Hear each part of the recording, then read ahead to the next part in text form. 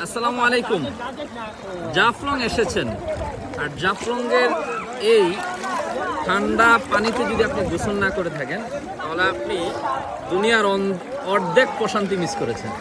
কারণ কি জানেন, এই যে পানি শরীর স্নায়ুমন জুড়িয়ে দেয়।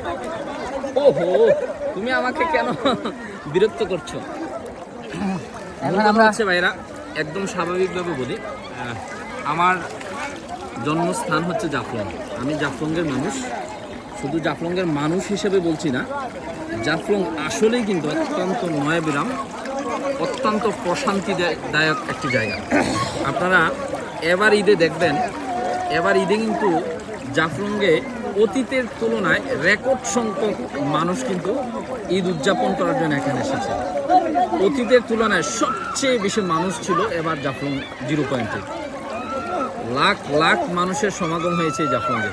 কারণ কি জানেন, কারণ জাফলং যখন একটা মানুষ দূর থেকে আসে, আসার পর একবারে এই পানিতে নামার পর আমার মনে হয় না যে সে প্রশান্তি অনুভব করে নাই। কারণ জাফলংয়ের সৌন্দর্য তো অতুলনীয়, কিন্তু সবচেয়ে প্রশান্তিদায়ক যে জায়গাটা সেটা হচ্ছে এই জাফলংয়ের এই পানি। এই যে কাঁচ স্বচ্ছ বরফ শীতল পানি, একদম কাঁচ স্বচ্ছ না ভাইয়া? ভাই, বিশেষ করে সিদ্দিক ভাই, এই যে আমি বললাম যে কাঁচ স্বচ্ছ বরফ শীতল পানি, এটা একটু মিলছে না? অবশ্যই। পানিটা দেখতে কিন্তু কাঁচ স্বচ্ছ, মানে একদম কাচের মতো সুন্দর। আর বরফ শীতল পানি কেন বলছি, মানে একটা শুধু বরফ যেটা মানুষকে ঠান্ডা দেয়, কিন্তু এই পানিটা শুধু মানুষকে ঠান্ডা দেয় এরকম না, মানুষকে শীতল করে তোলে, প্রশান্তি দেয়। সুতরাং সবচেয়ে কার্যকর শব্দ দিয়ে তো আমরা আসলে জাফলংয়ের এই সৌন্দর্যকে কখনোই এই বর্ণনা করতে পারবো না। তবে আমার কাছে মনে হয় সবচেয়ে যথার্থ শব্দ প্রয়োগ হবে কাঁচ স্বচ্ছ বরফ শীতল পানি, শরীর স্নায়ুমন জুড়িয়ে দেয়। এটা সবচেয়ে পারফেক্ট। কারণ আমি নিজে অনুভব করতেছি, এতক্ষণ আমরা যখন হেঁটে আসছিলাম, আসার পরে খুব বেশি গরম লাগছিল। গরম লাগার পর আমরা প্রথমে একটা শরবত খাই, অর্ধেক প্রশান্তি হয়।